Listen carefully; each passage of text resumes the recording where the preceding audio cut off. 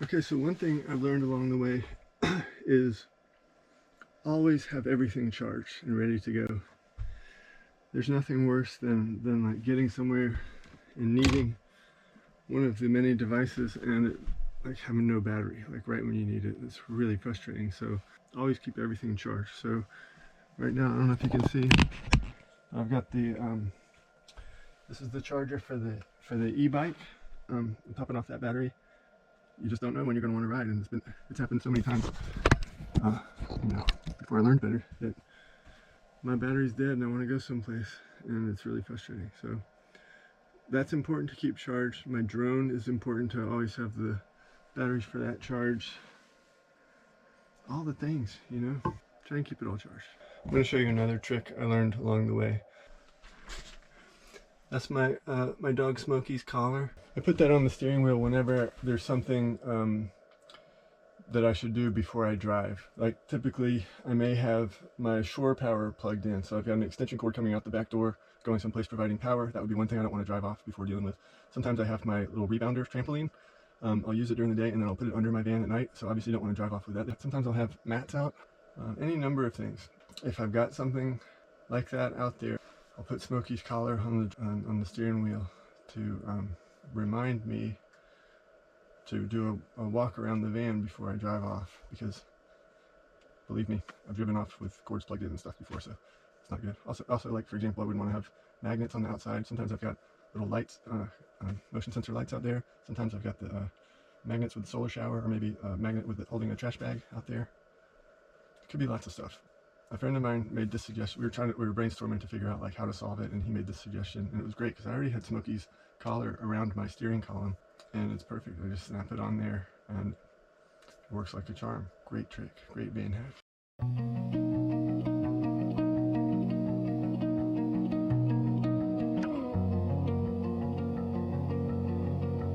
All right, looks good. But yeah, I've got one more task to do, and I'm gonna show this because it's the number one question I ever get about living in the van is stuff about the toilet. I mean, I know when I was researching, I spent 3 years researching before I pulled the trigger on van life, and that was one of my main questions. Like, how does that work? And it took me a little bit to figure it out. I had some friends, like I just didn't know, there's so many different solutions out there. I just didn't know what the right solution for me was going to be. And I was actually pretty content with just a pee bottle for a long time, because there was always just, it always just worked out. There was always kind of somewhere to use the bathroom. But I had these two friends, and they'd had a van for a while. Well, she had lived on sailboats for many years, so she is like very adapted to van life from living in a sailboat. I mean, that's like the best, most parallel training ground there is, and that's been around for hundreds, if not thousands of years. So they really encouraged me to get this marine toilet. It's a $200 marine toilet, and I just figured, you know, I'll try this. If I don't like it, no big deal. I'll just get rid of it. $200, not a big deal. But it turned out I love it. I love it so much. It's just such a simple, it's what I like. I like really simple solutions. So it is so simple. But basically, the way that I use it is I use it for number ones only. And then I have to empty it about I would say every 10 days I empty it. And you know, I'll dump it in a pit toilet. It's just pee. So, you know, if I'm someplace where I'm kind of out in the middle of nowhere, I'll go off in the bushes or something, and I'll dump it, and I feel fine because it's just pee. For number two, I have these bags that I get on Amazon. They're biodegradable, and they're designed for this. They line the toilet perfectly, and go number two in there, and then just I tie off the bag. And if I'm camping, you know, for a week or something, I'll put it in a trash bag, and I'll put it on a magnet on the other side of the van, so it's not in my space. I know that some people will think this is too much detail, but I feel like it's important because it's one of people's main questions about this whole lifestyle. And like I said, it was one of my main questions. And yeah, people don't really talk about it, so I can tell you that it's not. I thought it was going to be such a big deal. It's just not a big deal. I thought that I would never be able to go number 2 in this van, and then the first time I did it, I was like, oh, that was great. You know, it's like solved. Okay, that's a lot of bathroom talk. But right now, there's all these deer right here. Hey, buddies. I'm going to empty my toilet in the place where all the RV people empty their toilets, and I'm gonna look at these deer. Okay, but I'm gonna show this because, you know, I'm showing people about this life, so this is part of it.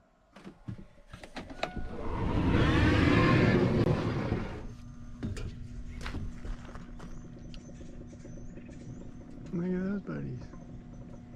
All right.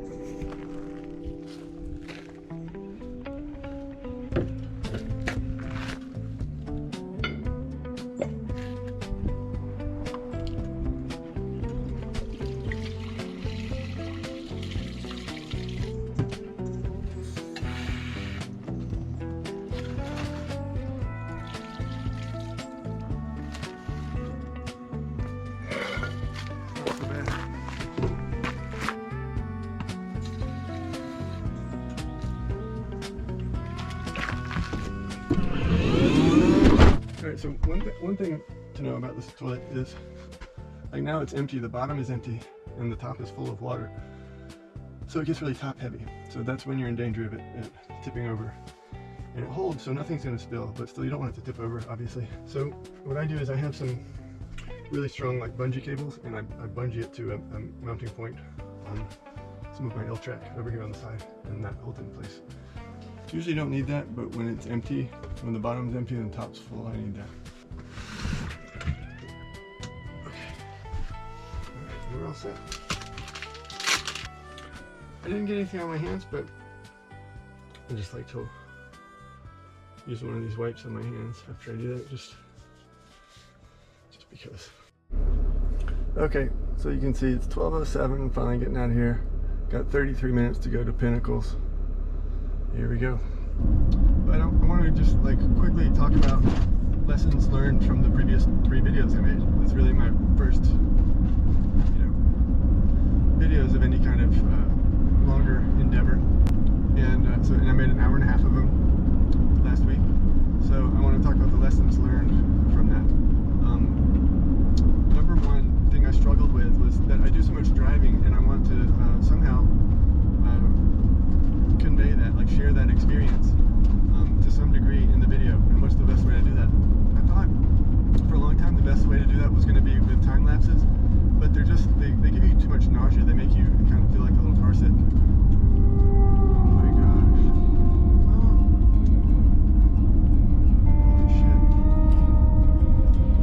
I'm going to go back and just show that on video because I've never seen it before. Holy crap.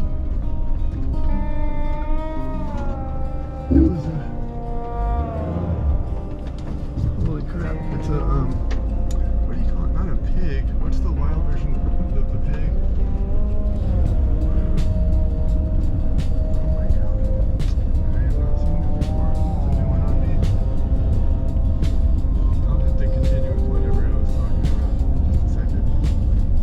We're just sharing the experience here. It's great. What are those called again? Not warthogs. A boar. There's a wild boar. Alright, this is gross, but I'm just gonna go film it because I've never seen it before. Okay. I don't know about this. We're gonna go look at a dead wild boar on the side of the road.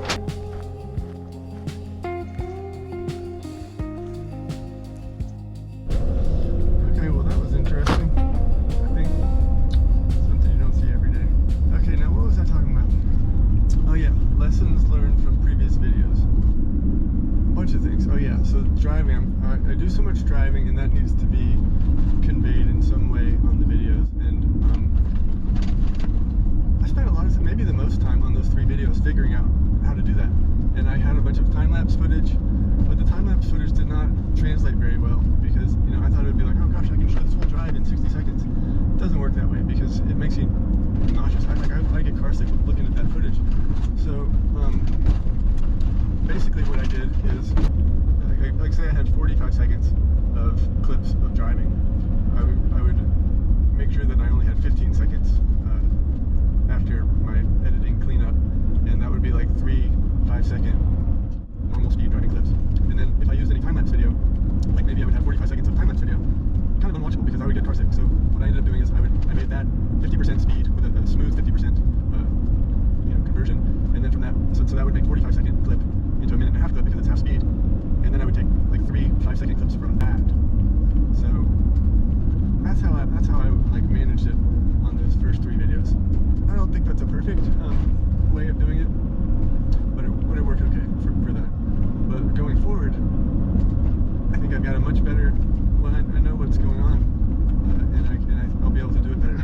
I just want to show a little bit of the country, kind of what it looks like, and that's all. So okay, so that's all. Big lesson learned from the first video, first 3 videos. This is pretty cool. All right, I'm gonna turn the camera around real quick.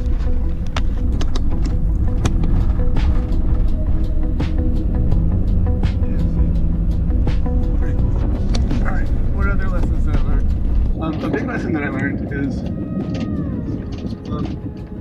the different, well, have the camera handy more often. There's a lot of stuff that I just want to record. I think that maybe I'll edit out, I don't know, I can tighten up the editing, especially I noticed on the second episode, which hasn't even come out yet, but I just noticed from looking at it, I can tighten up some of the scenes. I could shorten some of the stuff. But at the same time, I want it to be like a really relaxed pace.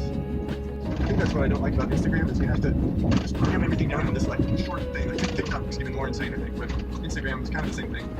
It's got to be like super concise and just like tell everything you want to say in 15 seconds. I don't like that. I like the longer form. I like to ramble a little bit, and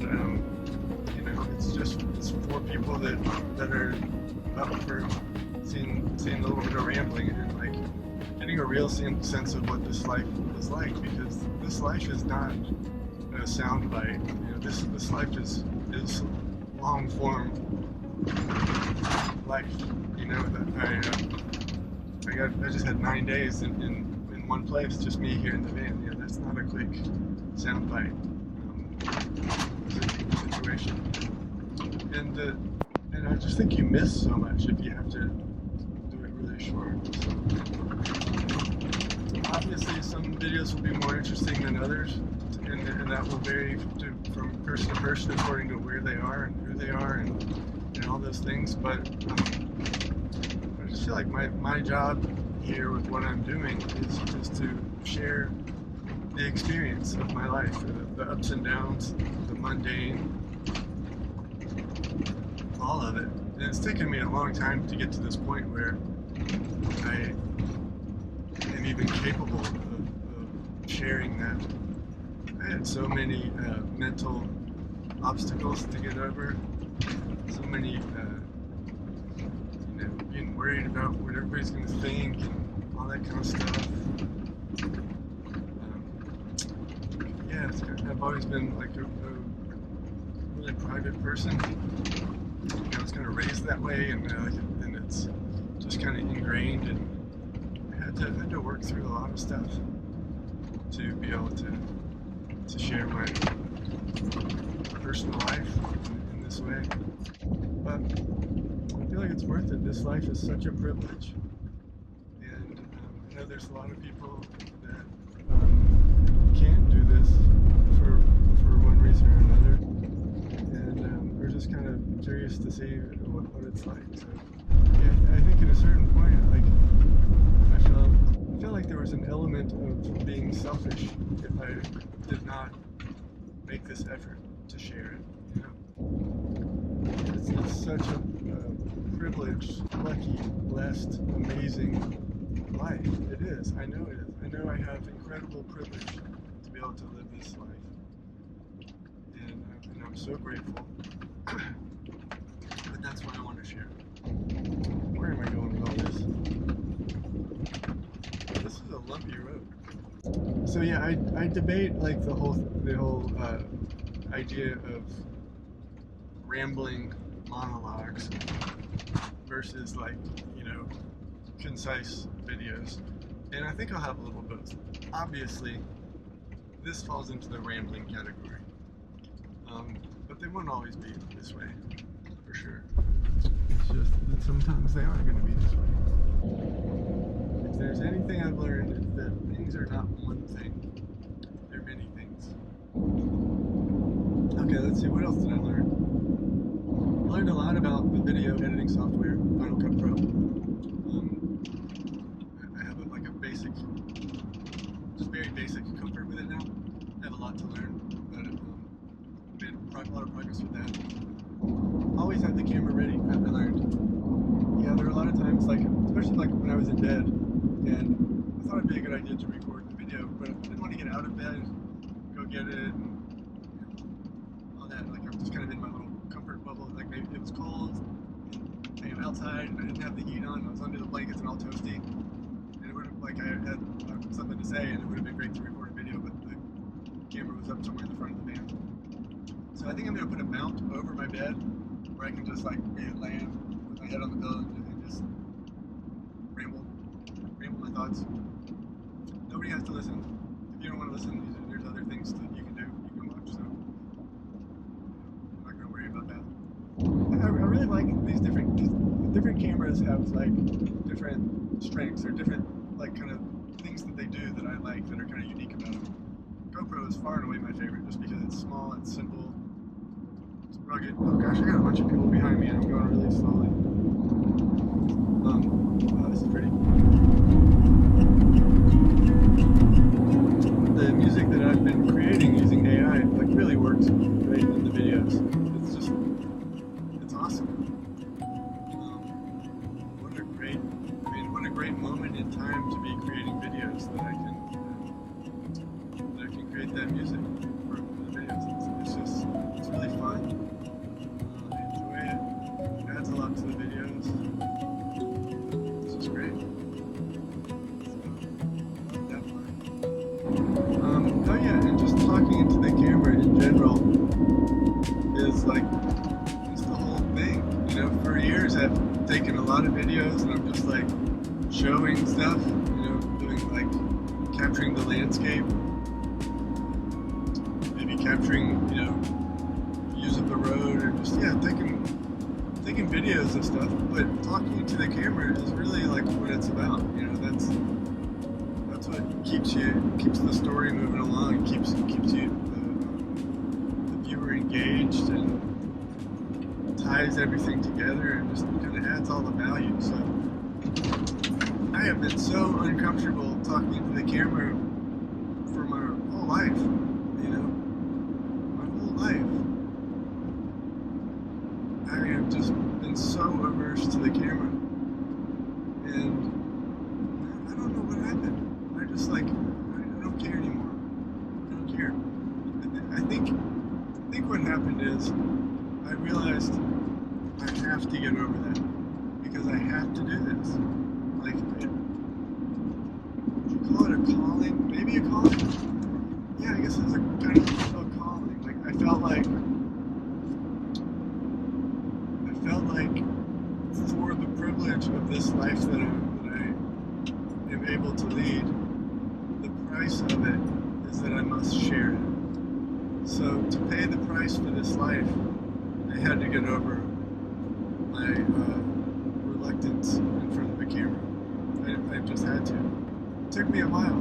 You know, it took me a while to mentally get over those hurdles. But then I somehow I did. I cleared it. And I don't give a rip anymore. You know, I often used to worry about like what I looked like. I looked old or, you know, sleepy, or the lighting is terrible, or my hair's sticking up. crusties in my eyes, all those things. You know what? That is living in the van. I give it good care. You know, it's just that's not stuff that I put a lot of value on during my days living in the van. So why would I do that any differently in front of the camera when I'm showing about my experience in the van? However you want to rationalize it, I got over that. And it's really important.